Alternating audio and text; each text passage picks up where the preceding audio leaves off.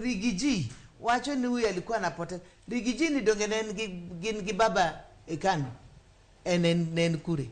Why has he not been in government? Koro gimadwa koyo jogi, let President William Ruto concentrate in running the government. Owere gi side shows. And his deputy should be a mature politician. Owere gi gik ma yanyo Raila kumbasne. And he will never be.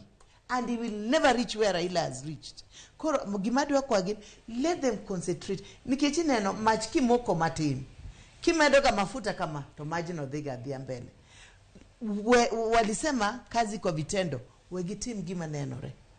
Gigi wachi nene gionge government. Ruto was in government for 10 years. He knows how to run a government. And he has run this government.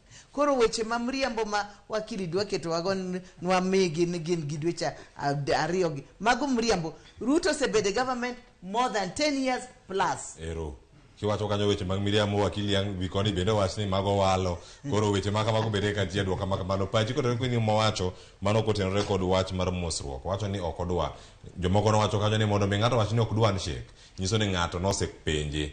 Ngama chelo bende ka wacho ni okodwa nyiso ni ngat moro bende pono no paro maka mano ne osewuok. Wach mar handshake makoro jari ote wuok wacho ni wano okodwa. Kendo gikidhore lela ngamo kono wari dwaro mosruok maka mano. Aparo ni president emo wacho ni baba chwako pi